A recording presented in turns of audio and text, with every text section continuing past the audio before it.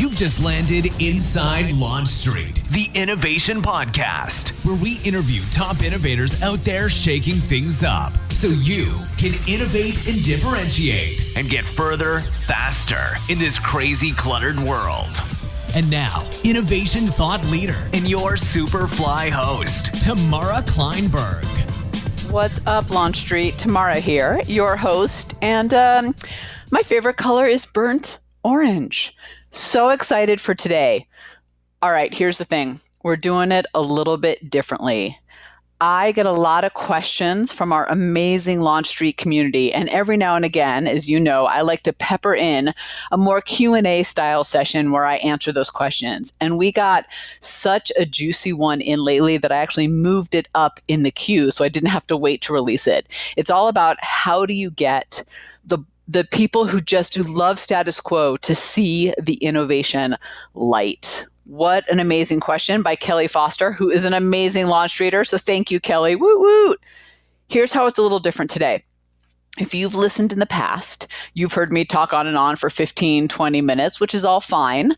But I wanted to shake it up a little bit and do something that I thought would bring more value, more engagement, more perspective to the conversation, as well as give some of the people in our amazing community a chance to shine as well. So I have a co-pilot, and let me tell you, it was so much fun to record this podcast with her. Her name is Connie Warden. She is amazing. You will love her. I introduce her when we go in, but she is a well-being warrior. She works on mind, body, and spirit so that you can unlock your full potential. She's got some interesting perspectives that are different than mine, I think balance out mine and actually fill some of the gaps in some of the things that I said. So I think you're going to love this episode. It's an amazing question, and I think the conversation that Connie and I have is just fantastic. So enjoy. Okay, I am so freaking excited for today. So as I said in the intro, we're going to do our Q&As a little bit differently. And I get to have a co-pilot, woo, yay, who is this amazing person. As I said, she is a friend and a colleague, Connie Warden. Let me just tell you quickly what she does or what she's about, and then we will dig in. So Connie is about bringing deeper awareness to our mind, body, and spirit, which allows for our greatest potential to be realized. So given that, I think you can see why I wanted to have her on. So Connie, I'm so glad you're joining me for our little adventure in podcast. I can't even tell you how glad I am to be here, because I always love our discussions. They're so good, right? Yeah. We were just, in fact, offline having a whole honest and real discussion, which I just thought needs to be its own podcast, but that's for a different time. What we want to do today is we want to answer the questions that you all on Launch Street are kind enough to submit. And the one that I thought we'd focus on today, because I think it's one that a lot of us deal with. I mean, wouldn't you say, Connie, sometimes that in dealing with change, it feels like half the battle is getting other people to go along the journey with you? Yes, because it can be so uncomfortable for people. Yeah. And people don't know how to deal with that tension of not knowing. And because they know what they know. I mean, our minds work in habits. So that's so interesting. I hadn't really thought of it that way. It is that kind of, I love the way you said that, is that tension between knowing what we know and being comfortable and uncomfortable with the unknown, and how you deal with those two. It's almost like you can almost visualize a string being pulled in both directions in your mind at the same time. Yes. You know, I think it's kind of like, you know, when your partner goes, "Hey, honey, we really need to talk." There's tension. That just made me stress out, and you're not even my partner. Right? You know, yeah. Or like, Houston, we have a problem. And oh my goodness, right? Because we're going to have to do something about that. I love that. We don't know. That just made me laugh. Totally. I'm all stressed out. Wait, what are we doing here right now, Connie? Is this an intervention? So let me go to the question that was submitted. And this is from one of our amazing LaunchStreeters. Her name is Kelly Foster. She works for the Army Research Labs. This is the group behind the scenes that are working really hard to make sure that our soldiers are safe in the field and have the latest technology and have the advantage. They're an incredible group. I've done multiple things with them, and Kelly is a rock star herself. Kelly asked a question that I thought was really important. She said, how can one help the blind see the innovation light, i.e. helping those that think we can continue business as usual and don't realize we must innovate to to keep up or be ahead of changing times? So there's two reasons why I love this question. And Kelly, you are a rock star. You're the best. I'm so glad that you're the one willing to ask these type of tough questions. One is, I think it's something that we all deal with, and we sometimes assume that because a company or organization is innovative in what they produce in the world, they don't have some of the struggles that the rest of us have. And these guys are steeped in innovation every day, and they still have those kind of challenges that we all have too. But there's a second part to it that I want to talk about, because I had this conversation. So I had this conversation with this woman. I was keynoting. I was in Seattle with this incredible group of educators. And they're dealing with change just like the rest of us. They've got, their communities, their parents that they serve are looking for different things. There's new competition coming up. There's all these things happening. And when I was out there, this woman was sharing a story with me. She said, she was having a really hard time getting, as Kelly was saying, those blind to see the light. But the way she put it, I thought was fascinating. She said, the challenge I have is when I come to my leadership team with a new idea, something that is going to require change, that's maybe going to help us move into the century that we're in, because education can be a very big, archaic system. They see it as I'm telling them that everything they've done is wrong, that they're wrong up to this point. And I thought that was a fascinating way to look at it, as it's not just about how do I get people to buy into change, but how do I approach them with change without making them feel like they totally suck. I find that very interesting, because everything in life evolves and transforms. That's so true, right? Everything. Right. And so bring that awareness to the group. What we've done was great, but we're always going to be evolving and transforming. Otherwise, we die. Do you ever feel like, though, when someone comes to you with something they want you to do differently, that they're ever saying to you, well, Connie, that means that what you're doing isn't right, so we need to change what you're doing? Because sometimes I wonder, sometimes I do feel, and I'm in innovation, and sometimes I feel like when my team comes to me and goes, tomorrow we need to do this differently, I'm like, are you telling me that the last 20 years of my life, that I, you know what I mean? Like, it feels, it's like Houston, we have a problem. Like, it feels really personal. Right. And I think because we take criticism very easily. I mean, we can hear criticism in almost anything. And being aware that it's not, I think is really important. I think we're really sensitive people. I think all of us have a lot of sensitivity. Isn't that kind of interesting? So I have so many questions for you right now, so in my head, but here's question one is, let's go back really quickly to the evolver kind of, okay. You're right? Especially anything organic, right? A flower, a tree, or whatever, like it's either growing or dying, right? And humans, right? We're either growing, and I'm not sure what point we transition, or we die. We're decaying, I suppose. How do you deal with that then when it comes to organizations? How do you get people to buy into the idea that, hey, like change is, not only does it have to happen because, oh my God, there's external pressures, but that's just the natural flow of life. Right. And why not give it a try?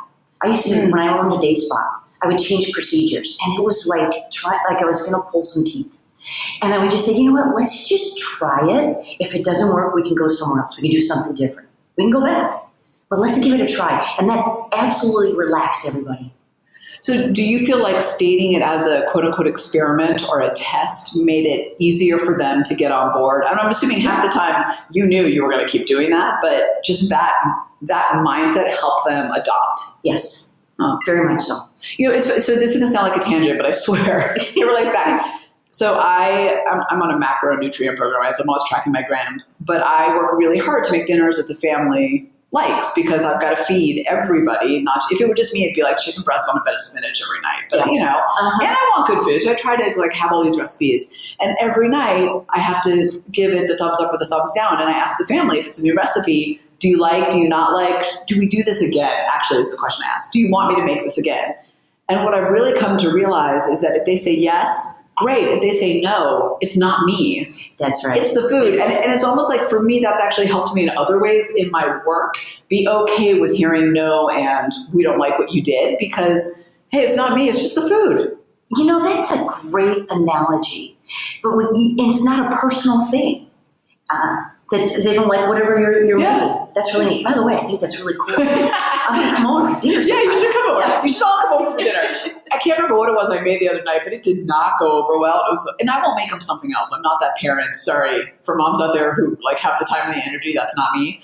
I'm not going to make them something else. What we're having is what we're having. But I've become okay if they don't like it. And I used to take it really personally. But now it's kind of like a game of like, do we not like? Do I put this do I bookmark this one, or do I, delete it?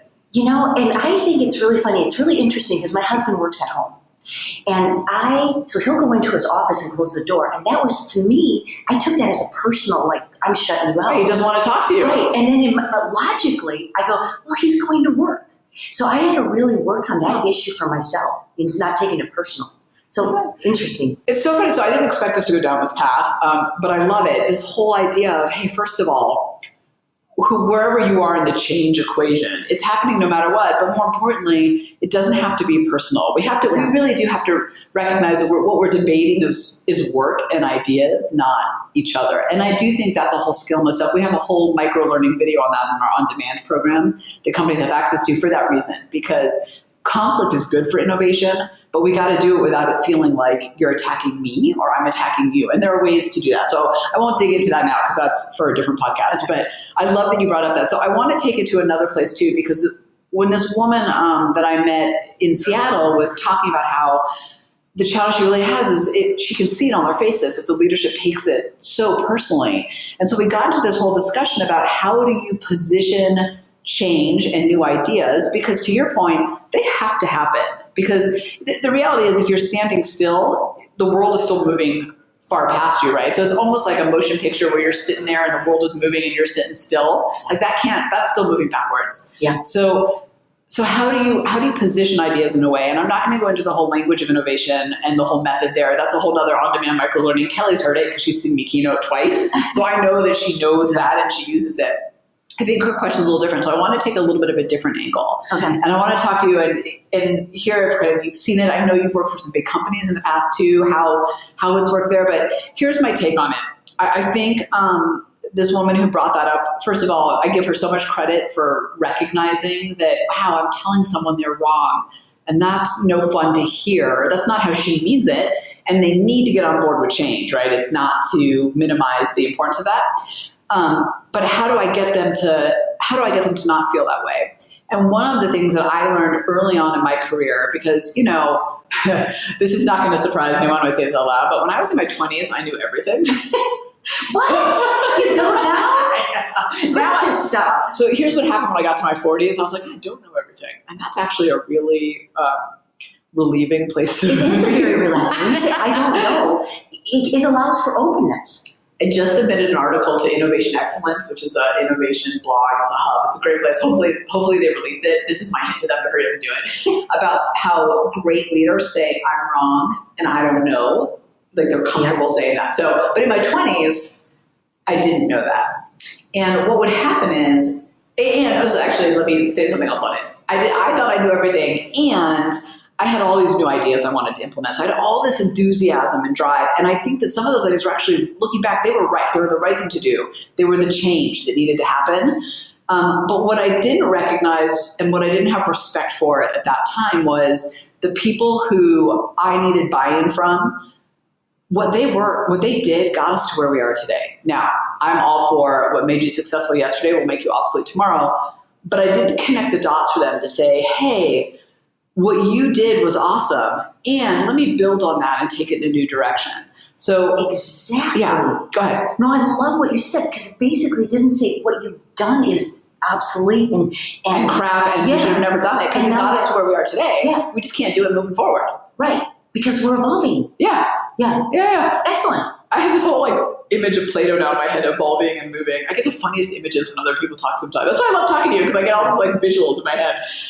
So what I was telling her in the group, we were doing a VIP Q&A session after the keynote, was instead of going to them with just the new idea, and you got to be authentic about this, actively listen to what they're saying and find a way to connect the dots. Hey, Connie, what you did 5 years ago to bring in new members, to bring in new customers, got me thinking about where we are today and how we might try to do that, achieve that again in this new way. Or, hey, you tried this 7 years ago, because we are dealing with people who typically in those leadership positions, they've got 50 years of experience on us, right? Hey, when you came into this business and things were changing, here's how you handled it, which got me thinking about how we could change it today. And what you did is an inspiration for what we're going to do today. So I guess, first of all, my question to you, Connie, is when you hear me say that to you, if that was you, how does that help you take in the change versus, here's my idea, we have to change or evolve, we can't do what we've always done? First of all, I hear you see me. Okay, so you see what great. I've done. And I think if there's nothing more we can do in our world to see people more, we would be so much more gentle with each other. Yeah, so the first thing you did was see me, and we want to move forward, and you're gonna bring my buy-in in. Oh, well, tell me what you mean by that. So you were almost asking me, you did a great job, I loved it, we need to move forward a little bit different, what do you think? So that's how I felt when you said that. Yeah. I thought, wow, this is exciting. I did a great job. Not that you're a legacy thinker, so I'm not saying that, but that's interesting. Like, that's how it would be perceived. Yeah. I think we have to really look at our audience. It's kind of like, if my 5-year-old asks a question about sex, I'm going to respond in a certain way that would be different if my 12-year-old did, right? Because I know. I'm dealing with that right now. I'm a 13 and 9-year-old, so I totally know what you're talking about. Right, and so if you're talking to someone who's been in their job for 50 years, you know that the neural pathways are pretty strong. That's so interesting. So let me just stop for a second, because I think for LaunchStreeters, what you're saying is so important. We have to recognize it in ourselves, and especially in those people who are the legacy people in our organization.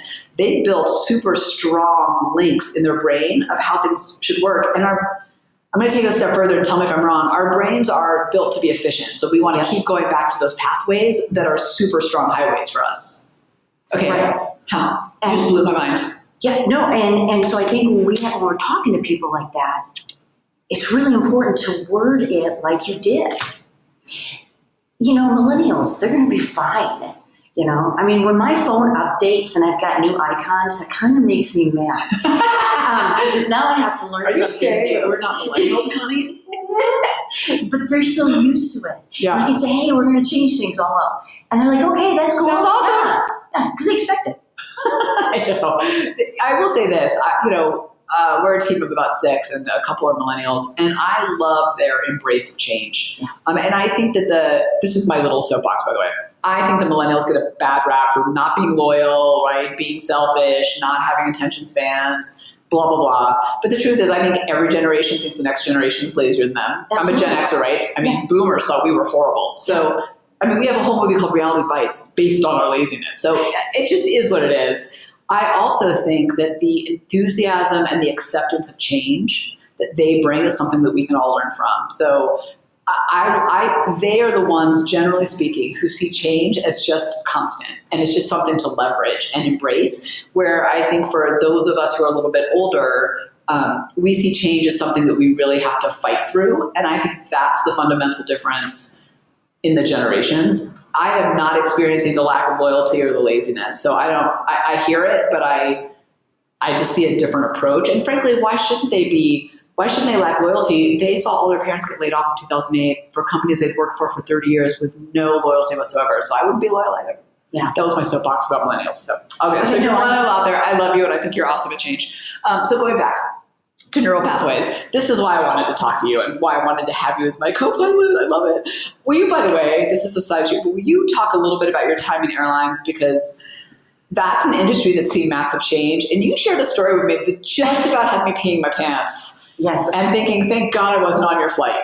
And then tell that, and then talk a little bit about, I want to go back to that, how you, in a world that's really regulated in industry and structure, how did you guys embrace the people that didn't want to change? Well, I was a flight attendant. I started with Continental Airlines in 1981. And it was so different. It has changed so much. So the story that I was telling. So they don't do this now. But we used to hang out in the cockpit. Oh my God, they used to have the door wide open. Yeah. We used to hang out in the cockpit. I know. And 9/11 changed all that. Yeah. So I was in the cockpit.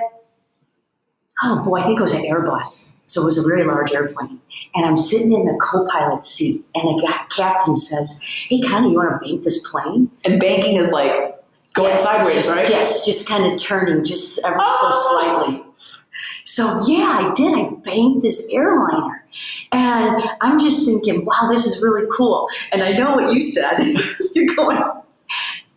I'm just glad I didn't know. Like, had I been a passenger, and I know some...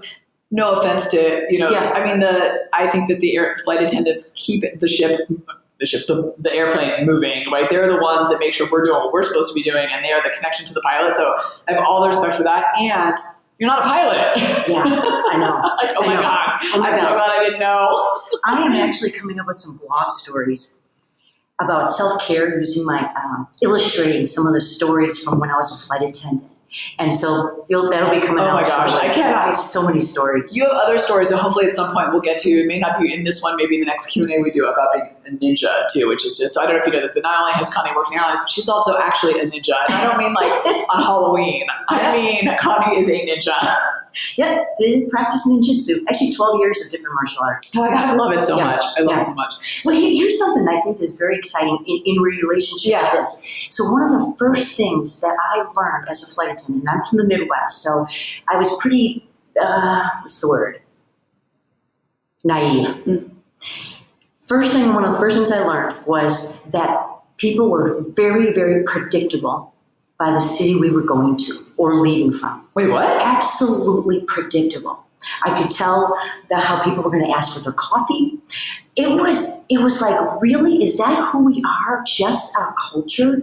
So will you give me an example? Okay, well, I'll give you an example. When so I also worked on in the concourse as a ticket agent, and if this was a New Jersey flight, and it was delayed, we actually got somebody who could speak New Jersey style to tell the people why we were delayed. Otherwise, all chaos because they were demanding.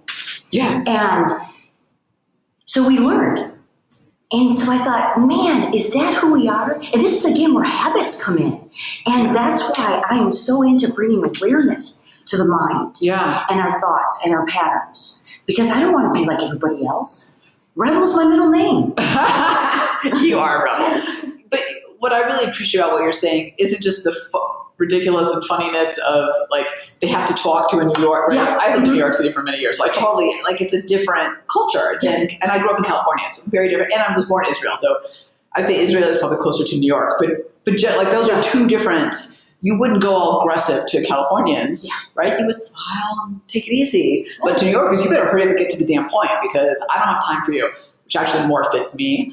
But what I hear you saying in relation to Kelly's question about how do you get the blind people to see the light is you speak to people in a way that it connects to them. It's speaking their language. And I think that also goes back to what you were saying about being seen and heard is we spend so much time thinking about ourselves that we don't stop and go, how does this person need to receive this information in a way that's going to match them? And I don't personally see that as manipulative. I see that as being really open-minded and aware of the people that we're dealing with. And I think that's why things like, our whole language of innovation method works, but also what we're talking about today, which is how do you validate them in what they've done in the past while bringing them forward.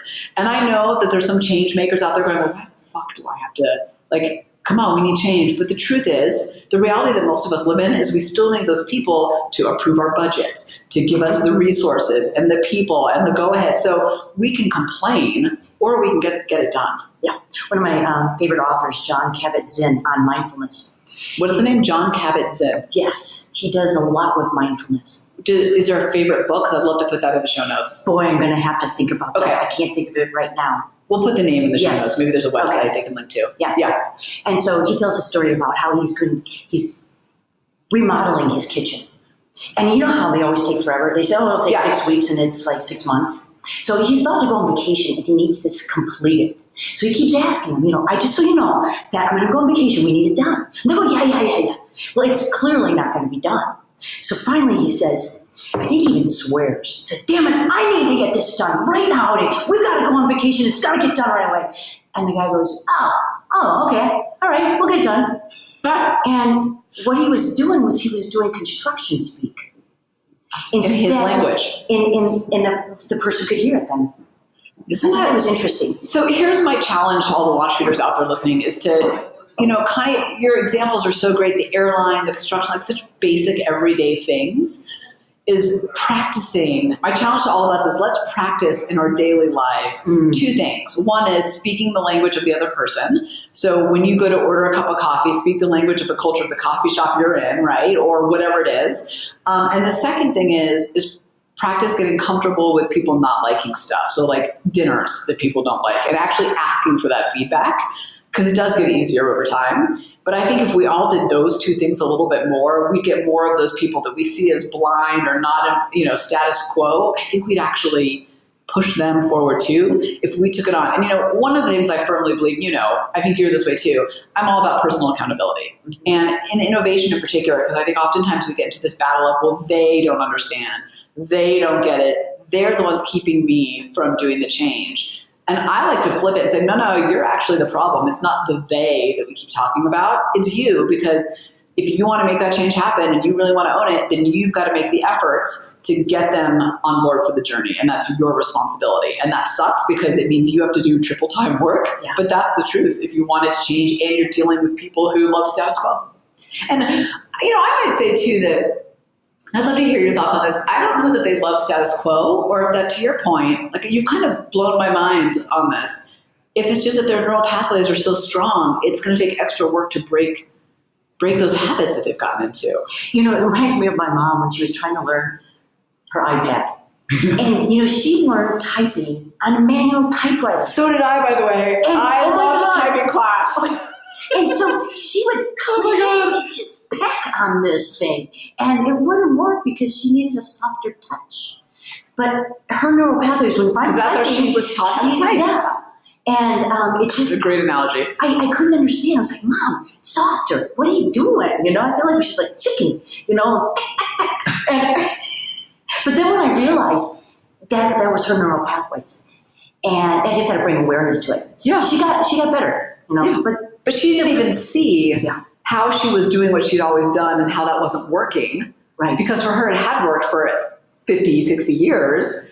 That's such a great analogy. I love the simplicity of that of, hey, they're just, like, let's not get mad at them for being status quo. I think that's an innovation, the myth that we kind of perpetuated. It's a very us versus them, and like get on the bus or don't. But we still need these people. And over time, they'll phase out and the change will become greater, and that's all wonderful. But in the meantime, like, let's show them that they are pecking on that keyboard with way too much power because that's their habit. Back off. That's totally my dad typing, by the way. It's like, I'm like, what are you doing out there? To say, like, when I go visit him, and I was like, what is he doing up in his office? It's so I know. And then when you realize, okay, that's what he grew up with. That's what he needed to do. This has been so great. Okay, I'm going to, in the essence of time, although I feel like we could keep going on the subject, just to bring us kind of full circle, for Kelly, thank you so much for asking the question. Hopefully that helps about the blind seeing the light. Let's figure out a way to validate them and move them forward at the same time. And to what Connie said, start to kind of, I don't know if break is the right word, you probably have a better way to say it, break their neural pathways or create new ones because the ones that we're dealing with are so strong. And think of it that way. And I think that'll help. And relaxing the tension that it's going to cause. Because it's going to cause tension. When we can make change, it's going to cause tension. So how do we relax that? And you did an excellent example. Because I see what you've done up until now. It's awesome. That's going to relax somebody. Oh, I see what you're saying. Yes. Right. Giving them I think that's what I'm saying with validation. I like the way you said it, of releasing the tension. Validate and then connect. Yes. Validate and connect. If we can do more of that, I think more of those people that we see as in the dark and not dealing with change can actually come, step into the light with us for those of us who see it a little more clearly. I love it. Step into the light. Step into the light. I feel like that's a new keynote for you. Wasn't that interesting? I thought the conversation was riveting. I learned something. I thought Connie had some great points about that tension between what you know and new and what's uncomfortable. So here's what I want you to do, because I know you all have those people inside your organization that need to see the light, as Kelly put it. I want you to go onto our website and go to our blog page. And I want you to check out all the different videos that we have that will help you get those people to see the light. They'll help you think differently. They'll help them think differently. They're just some quick and easy resources and tools for you. And I don't want you to miss out on them. So just go to LaunchStreet.com, GOTO LaunchStreet, LaunchStreet.com, and just watch some of those videos. I think, whatever you're dealing with, we probably have something on the site that'll help you out. All right. Tamara out. Thanks for hanging out with us inside Launch Street. When you're ready to take your game to the next level, join the thousands of others that are upping their innovation edge on GoToLaunchStreet.com, the top online education resource and community platform for innovators looking to use innovation to get measurable results. Go to LaunchStreet.com.